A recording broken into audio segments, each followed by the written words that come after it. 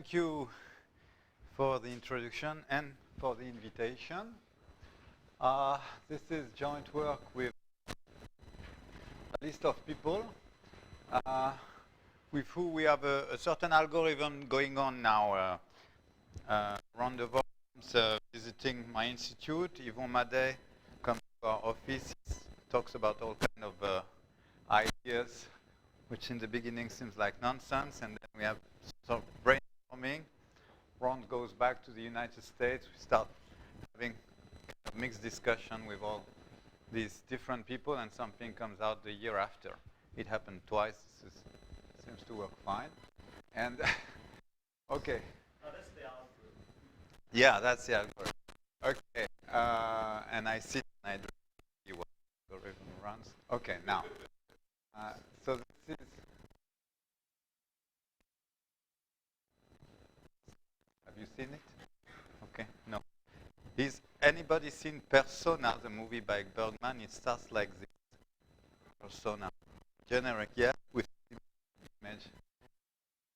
This is just to say, offering postdoc on this dimension approximation and all kinds of related topics. Okay. So Fabio might is here because I'm going to work in a rather similar context, but the goal will be somehow different. So don't try to connect too much to the previous talk. So we're interested in PDEs depending on certain parameters, which I gather with the name Y. Yeah, okay. And so in certain setting, we know what is the PDE, but we may not be perfectly in perfect knowledge of what is the value of the parameters Y. And this is actually the same example that was given, where the diffusion coefficient could be described by, let's say, an affine form or an exponential form as before. Y could be, this Yj could be, for example, the values of the diffusion in different parts of the domain, but it could be something else. This psi j could, in that case, the psi j would just be characteristic functions of each subdomains. And okay, in the case of groundwater modeling, this parameter vector diffusion property might be unknown or only partially known to us. So what we could do in that case, if we want to reconstruct the solution, since we solve the PDE, since we do not know the parameter, would be to add some information by essentially drilling, by measuring at certain points the solution. And this is what we call here data assimilation. So our task will be, how can we fuse somehow this data model, which is described by this PDE, in order to reconstruct the solution for this unknown value of Y. Okay? I'm giving here another example just by a picture that on a topic that we worked with already. And here it's more the equation. So there is an instrument that emits some sounds, and there are some microphone recordings. These are our data acquisition. And there are parameters which are unknown to us, like, for example, the mechanical properties of the instrument that are essential in the way it will resonate and in the way the sound will be characterized. Okay, but there is a PDE, there is a model that we could try to exploit. Okay, so now I'm immediately going to move into some abstract formulation. So every time we have a Y, we have a certain solution. And we can collect all this solution as we vary the parameter into a set that with a little abuse of wording we call manifold. So this manifold, you have to imagine something where as we change, maybe we have a certain value of y here, and that takes you to a certain particular solution u of y. So it's parameterized by this y, but imagine that it's a very high dimensional manifold immersed in the Hilbert space H, which is the space where the solution lives. So this space typically will not be L2. For example, in the case of the diffusion coefficient, it will be H1, 0, the Sobolev space. So the space is often dictated by the PDE itself.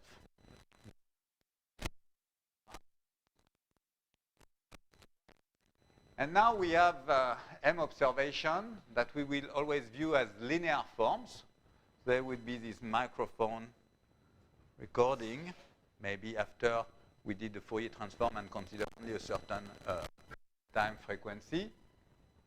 There will be this drilling, okay, and computation in the first.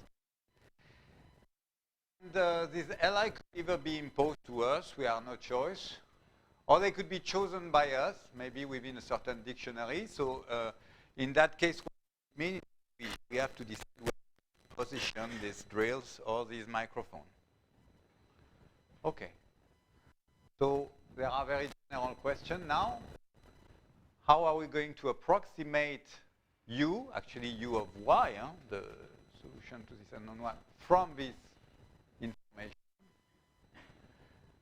Can we say something on the best error that we can achieve?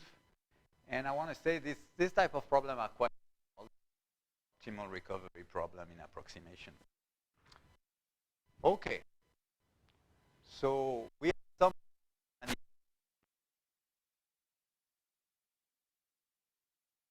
not given to you explicitly, it's implicitly given through the PDE. And all we know is we stratify somehow this through our data. We want to use that to recover. Okay. So we're going to face something difficulty here because this manifold, as I say, is not defined explicitly. It's not simple. It's defined through the implicit. By having the implicit definition. And we cannot really describe it in a simple numeric.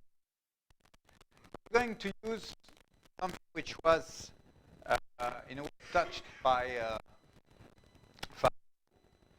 which is reduced modeling, which tried to replace somehow the complicated manifold by something simple.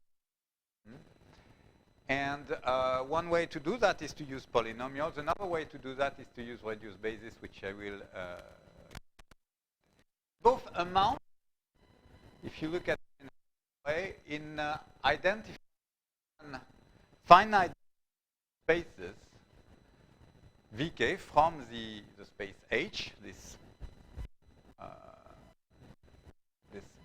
space containing everything, to estimate collectively every member, every solution to the PDE at some prescribed known, I will assume that they are known, tolerance epsilon k. So the picture is the following. We have we are able to build from our analysis of the model sequences of spaces of a certain dimension, which are close to this manifold up to given accuracy, which you can also write in this way. All right? So picture is we have something like this here. So maybe don't get everything takes place in finite dimension. Maybe the board picture on the board is a bit okay. There's something I should say here about reduced basis, because polynomial method were touched before, but the reduced basis is a completely different idea. in this method, it's actually quite interesting. You generate these spaces by taking particular solutions.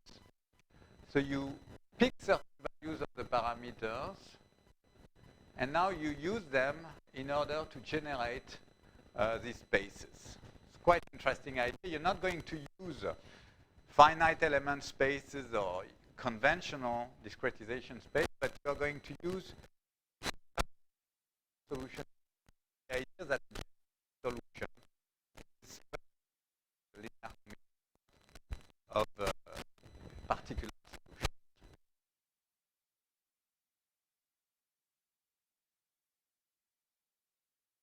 The algorithm. And there's an interesting thing here, because if you had to choose the best space, of course, what you would try to do is to minimize, to take the space of dimension k, minimize the manifold. And this was actually evoked in the talk by Jan Viral. This is called the n-width, or the k-width in that case. And this is usually something out of reach. But there's a nice result that says that if you do this greedy algorithm, if you compute this reduced model in a clever way, then the performance that you have is essentially the same as the best you could hope. So this resembles what Jan Viral has called Karl's inequality. It's not a direct comparison. It's not saying that epsilon k is less than constant times dk. This would be too much to expect. But it's saying that if dk decays like k to the minus s, then the same will hold for epsilon k. Okay, so this is good news. And so we're going to forget about the manifold in a way and replace this complicated effect by the assumption that is approximated, lives in this region. Okay, so what does this mean? It means we forget about this complicated manifold. Instead, we consider the space N. I look in one dimension on the board. And what you are describing now as your model is a sort of cylinder. What we know about the function is that it lives at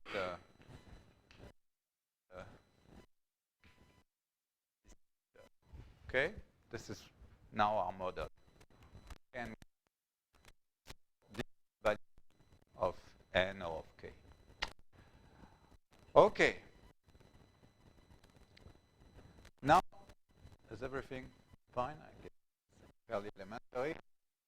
This data. Okay.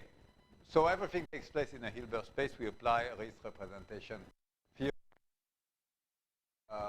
This data can be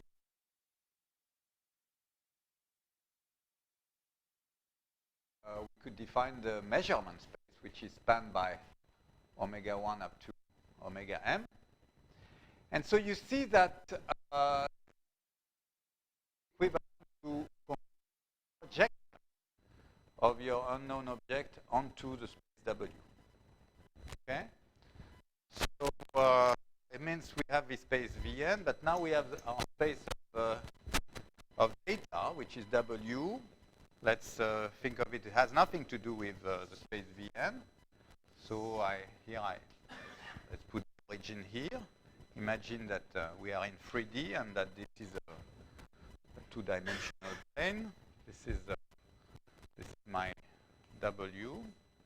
And my data,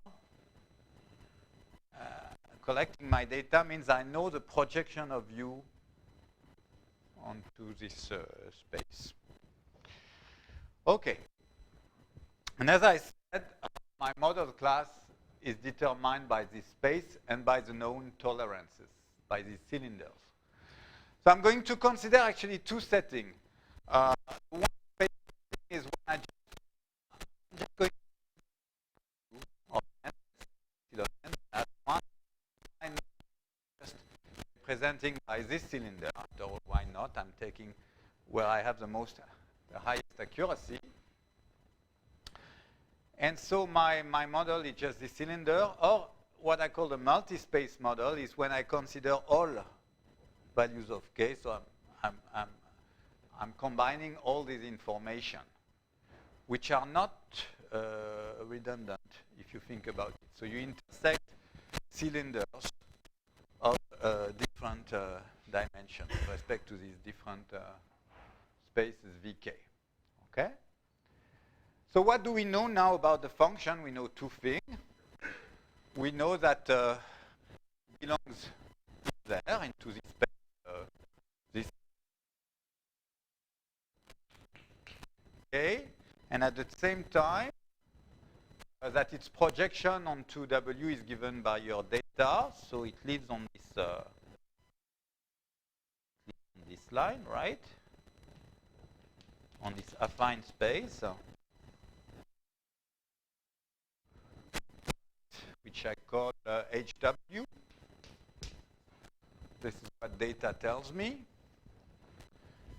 And so if you combine these two things, it lives in the intersection of the affine space and this model class, which is what we call here KW.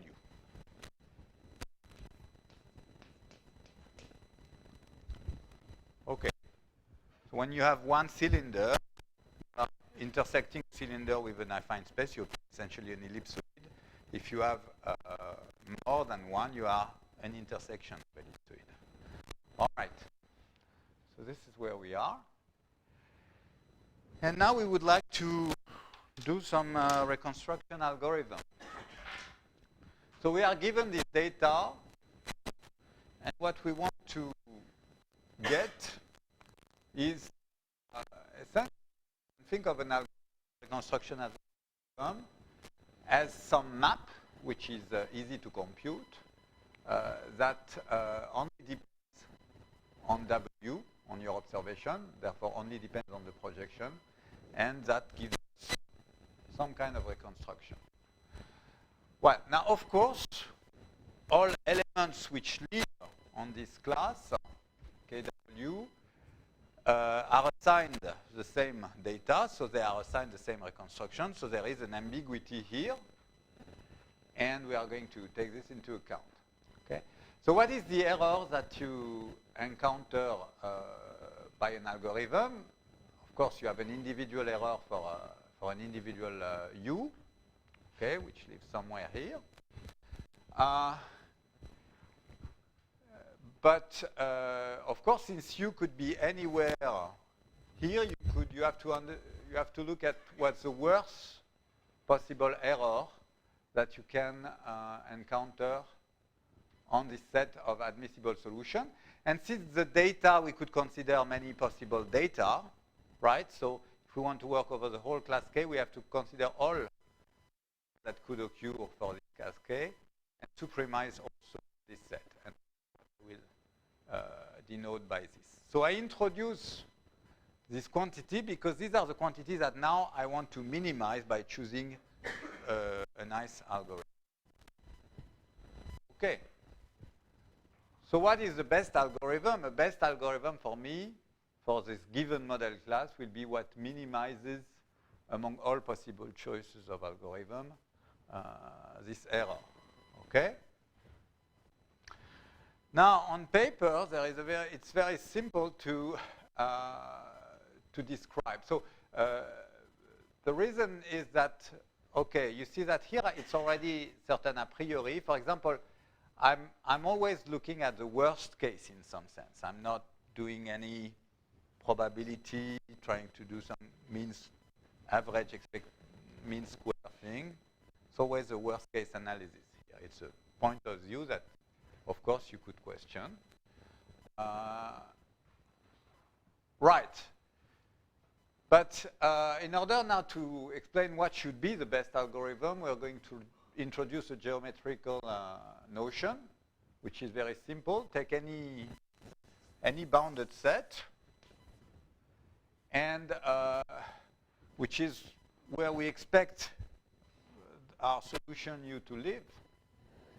And if it could live well, what is the best you can do? You can try to find the point that is closest to any possible. And this is described by what's called the Chebyshev ball, which is a ball of minimal radius, which contains this set. Okay, so to find the ball of minimal radius, and the center of this ball is called the Chebyshev center. Okay? So obviously the best algorithm is going to be to pick the Chebyshev center of the set where you expect you to be, which is the set KW that I described here. All right? And the error will be, the worst error will be given by the Chebyshev radius. And then, of course, you have to supremize over all data. Okay? Now, this is on paper. One problem is that, in general, the Chebyshev center and the Chebyshev radius of general sets are not so easy to find. Okay? So, all right. So, now I'm going to say what we do in practice and how this best algorithm is sometimes achieved. And the first thing I want to consider is the one-space case, meaning that I'm only thinking of my model class as being one cylinder. Okay?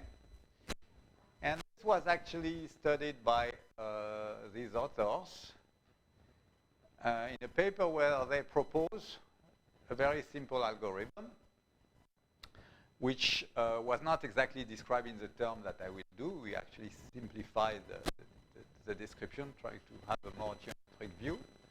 And the algorithm can be described as follows, really.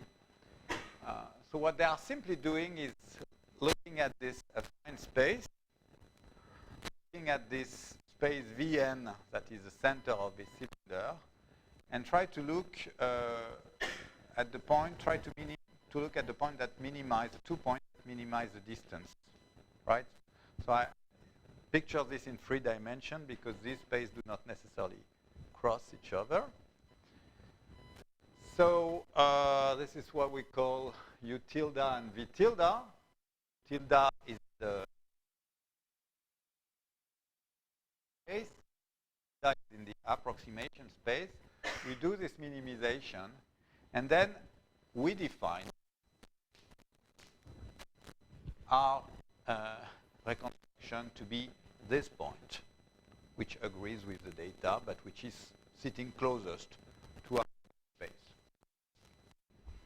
So this is the solution proposed by Terra and Noé. Natural to do. Okay, and now you can do it with very simple, essentially, because it's all taking place in spaces. So you end up with simple finite dimensional system. Now, their analysis is based on a constant, which is in numerical analysis of subconstant. This is just, and this constant somehow the geometry between these two spaces, V, N, and W, is defined this way. So beware that it's not a symmetric idea. Take the inf over V sup over W of this inner product divided by the norm. Okay? Actually, what we're going to use is the inverse of this in subconstant, which we call mu. Now, you can understand what happens when such a constant could become null is when there exist elements from Vn which are orthogonal to everyone in W. So actually, and this is a situation that we try to avoid. So imagine that this plane here is completely orthogonal. Then this constant subconstant becomes 0, this mu becomes infinite, and you immediately see that you run into trouble because this region possibly becomes of infinite length. And you have ambiguity, which is, now you have an infinite ambiguity. You don't have any finite Chebyshev radius. Okay? And this happens in particular when the dimension of W is smaller than the dimension of Vn. So this is a case that we will never consider. We will always ask that M, the dimension of W, is bigger than N. Now, how much bigger should it be? This has a little bit to do with the talk we had before, but it's, again, something quite different here because we don't have anything like random sampling. Everything is deterministic, and we rely on the analysis of this IMSUP constant. Okay.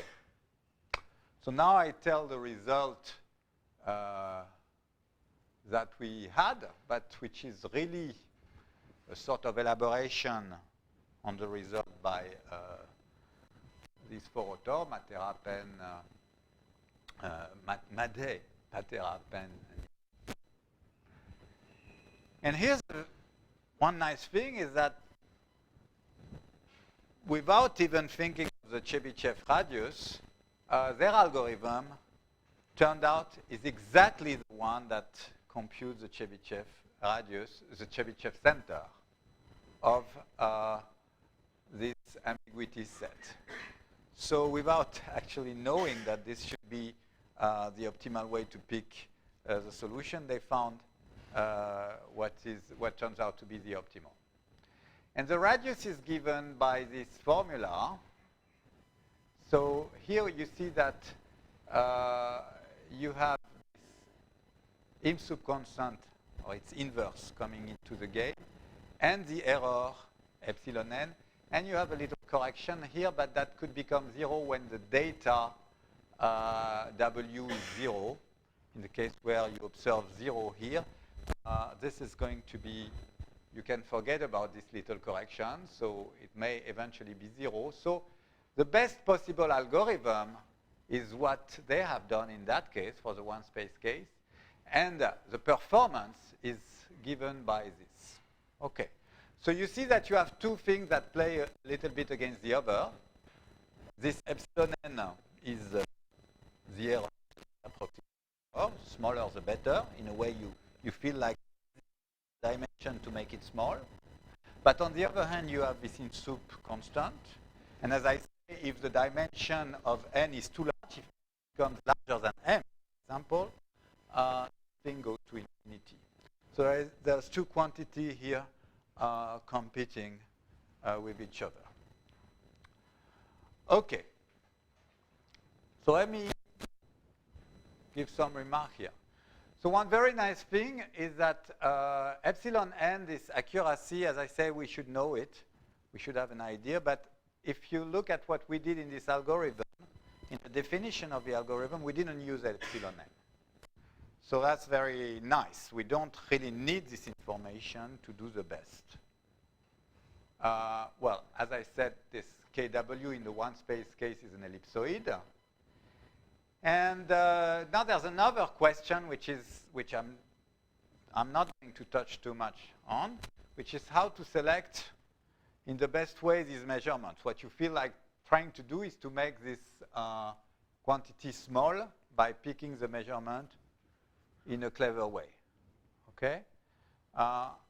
So in their initial paper, they actually give some idea on this. So it has to do with how we should replace, for example, the microphones in order to control this quantity. Let me say a little word about it, because this is still work in progress, just to say that there are interesting questions here. So you want to select the measurement functions out, let's say, of a dictionary. Our dictionary could be a certain number of possible position of microphones. Okay? And what you want to do is guarantee that this mu is not too large, or that this beta is not too small. But hopefully, with a number of measurements, which is not too large compared to n, right? This is your objective. So you see, of course, if you look again at what it is, the best you could do, of course, is if this W was the space Vn itself. Because then you would fit everything, and basically you would just have, you would just measure the projection of the solution onto this space, and you get that this mu is equal exactly to 1. But you cannot do that, because recall that these Vn are typically solution generated by particular instance of solution to the PDEs. In the case of the acoustic model, they would be typically plane waves or things like that.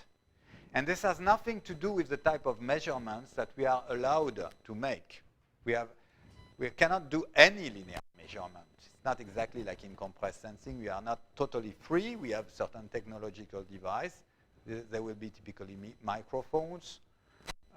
So local average, if you want, of the solution. Okay. So we don't have a complete freedom there.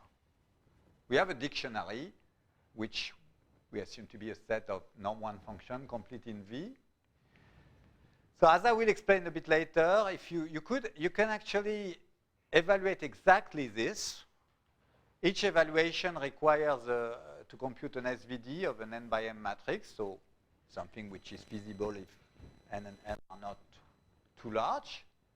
And then you can try to maximize, but of course now if you try to maximize over a dictionary, this becomes quite intensive. This is actually what Madej and Patera had began to think about in their paper, have a sort of way to optimize this criterion. So you get something completely non-convex, high-dimensional, all kind of problems. Now, here's an observation that you can make if you want to begin to think of simpler computational strategy. If you look at this beta, remember that it's defined this way. And now you see this supremum, you can view it as another way. The supremum is just the norm of the projection of V onto W divided by norm of V. So if you just normalize, take only guys of norm equal to 1 in the space Vn, this is what you are trying to make not too small. So by Pythagoras' theorem, you see that if you want that this is bigger than gamma, what you are trying to do is essentially to capture a portion of the energy, to capture in this set W a portion, a fixed portion of the energy of anyone in Vn that has norm 1. Now, if Vn was of dimension 1, how would you do that in a dictionary? Typically, you would use an OMP algorithm and stop once you have captured a certain portion of the energy. Okay? So what you are after is a sort of greedy algorithm where you try, instead of capturing one function, as in OMP, you try to capture the whole collection of functions, which is the unit ball of this n-dimensional space. So you can think now of recipes to do that, and it's actually interesting. I don't know if people have an idea of what would be the most natural strategy to do that. We have a few things which are in progress. I don't know if this type of problems has ever been exactly considered. Maybe some people here, it rings a bell. Okay. So, okay. So let's now move to something else, which is this multi-space case. So now, in the multi-space case, you don't consider only one cylinder, but the intersection of all these different cylinders. And none of them contain each other, okay? So what are you doing? What is now your the class where your solution? Yes? Ah. So this W is the sort of optimal one is necessarily a superspace of Vn. No. This W is has to have dimension larger, but it's not at all, not necessarily containing V, and in general it will not. Binev not contain, but that can have dimension smaller than n. It's obvious that with a space of dimension smaller than n, you cannot capture. There will always be someone. So this will always be, this thing will always be equal to 1. There will be a bad guy which will not be captured. Isn't it requiring that this delta is very small? Delta, okay, that I do not assume. This is interesting. I don't want very small. It has to be, let's say, 1/2. Okay. Fixed delta. I'm happy as capture a fixed portion of the energy, but collectively on everyone in this unit board. This is what I need to step that I've grasped. Okay? So, we have way to approach this by greedy type selection in a dictionary. But we don't know if there is a nice optimality result there. All right. So think now of KW as an intersection of ellipsoid, and finding the Chebyshev center and the radius of an intersection of ellipsoid. Okay, well, we ask questions about that. Turns out to be a problem which is computationally intensive, so we are not going to do as good as in the one space case. So I will explain now what is our contribution. Now, of course, one thing you could do is recall that you have this, in the one space case, you have this estimate for the error. So if you are not very imaginative, what you could do is now we have all this possible space. Let's try to optimize over the choice of space. This is what I call the poor man's algorithm. So, of course, there is something not completely trivial here, which is the fact that you have to choose the best one, and that these two quantities plays against each other, as I say. So there is somewhere there must be a trade-off, and you could try to optimize. But what I want to say is that you can very easily exhibit examples where the Chebyshev radius of the KW in this multispace case could be much smaller than this. So this could be very highly overestimated. Okay. So you should try to find algorithms that sort of combine better all the information. So I'm going to say a few things about our contribution. So very modestly, we are not going to try to compute the Chebyshev center, but at least find a point in this intersection. That's from the numerical perspective. So if you just find one point which is near, you lose optimality, but at most by a factor 2. And for theoretical perspective, we are going to give some computable a priori bound on the Chebyshev radius of this set KW, and which will always be smaller than this poor man's algorithm bound, and sometimes even much smaller. What we're interested in is when this can be substantially much smaller. And having a priori bound will be important also from the computational perspective, because we need a sort of stopping criterion for the algorithm to say we have reached essentially the accuracy that we can expect. Okay, so this is probably this is going to be the boring part for the optimization. If you think about what we are trying to do, we are just trying to find a point in the intersection of certain sets, which is a very standard thing in complex analysis, many standard methods. But I just want to say a few words about what happens if you use any standard method, like, for example, alternate projection. Okay. Yeah, there's one observation that once you have selected Vn and W and all this space let's say V0 up to Vn, everything can be restricted in a finite dimensional setting. You don't lose anything by placing yourself in this finite dimensional Hilbert space. And the idea is just now to look at projection onto these cylinders and projection onto this affine space and to alternate them. Okay, so you use the projection on each of these cylinders and each of these affine space, which are trivial. It's very trivial to compute this, right? Okay, several observations when you do that. The fact that these spaces are nested actually tell you that the last one, each time you finish one of these nested iteration, you land into the intersection of the cylinders. But then you have to agree with the data. Okay, so you continue. One thing about alternate projection is that you always diminish the distance. So this is a monotone decreasing operator. Now, as we know, alternate projection, it can go very bad in certain cases, right?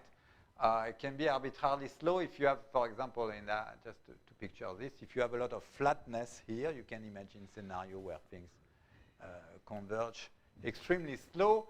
And so you can see from this picture, establishing some rate of convergence requires something else. Typically, it requires some kind of geometric properties, some sort of uniform convexity. You cannot have this sort of very flat intersection. So in that case, in the case that we are considering, we do not have uniform convexity because we have these cylinders. Yeah, okay, I'm almost done. And but we do have something as a substitute, which is that if we look at the point where that we are interested, lying in this data affine space, it means the difference is in the orthogonal of W. Then you have a kind of a uniform convexity, namely if you put yourself in the middle, there is a ball with controlled radius. There is a ball with controlled radius that stays contained in the set K. Okay, and the radius is going to depend on this epsilon j, on this im sub constant. Okay, so this sort of restricted uniform convexity is what you need to prove the convergence. More technical, not so difficult, but technical. So essentially what you prove now is that you have a sort of worst case scenario where you converge, but as soon as you are in the interior of K, as soon as you have a solution in the interior, you have even exponential rate. You have a posteriori estimates, which is important to know where you are standing at a certain stage of the algorithm. And you can use this as a stopping criterion. And the final thing I want to say is about the theoretical analysis of the Chebyshev radius. So this requires a tool which is also useful to compute the im sub condition, which we call favorable basis. So essentially, as I said, these two spaces, Vn and W, are not much related. You can find a basis of Vn, a basis of W, and they have, in a way, nothing to do with each other. So you start with this basis, which is generating the Vn space, which is very well adapted to describe the model, to describe the equation of the cylinders. And now you look at an orthonormal basis of W. And the first thing you do is you look at the cross-Gramian, and you apply an SVD. And the SVD is going to give you new orthonormal bases, but which somehow are going to be better aligned. They will be better fitted to describe the geometry and also to give you information about the constant, which will be given by the smallest singular value. Okay, this is why I said computing it requires an SVD. And once you have that, well, you have a basis to have an a priori bound. This is not so intuitive, so I sort of go fast here, but you can use them to do a computation which will give you an a priori bound on the Chebyshev radius, which can sometimes be much smaller than this poor man's algorithm. So you need this sort of algebra to do that. Okay, so I think I'm done. I'm just giving some perspective. We didn't do so much numerical comparison because so far we've only implemented experiments in the one space case, and it would be interesting to understand if we really practice a multi-case strategy. As I said, optimization is an important thing. Okay, robustness is basically something which is done. Again, the stability is essentially the stability is described by this in soup condition. But noise, be careful that it could not only come from model error, there could be also some uncertainty on this epsilon j accuracy. Very interesting is what can you do if you want to really change your point of view. All these reduced models is a linear theory. What if you would like to a bit of nonlinearity? Introduce, use your data. For example, that would be use your data to pick one of these lower sets, downward closed sets that was described before, and to decide which polynomial space you are using. And of course, everything here the game was we use this data to solution. In inverse problem, you are going to be instead interested in estimating the parameter itself. I didn't say anything about this. There are all kind of things, of course, Bayesian inverse problems, or, for example, everything that Andrew Stewart does in Warwick is concerned a lot with that. And we would like to know how we could inject this kind of ideas of reduced modeling in this context. So I'm done. Thank you, Chairman.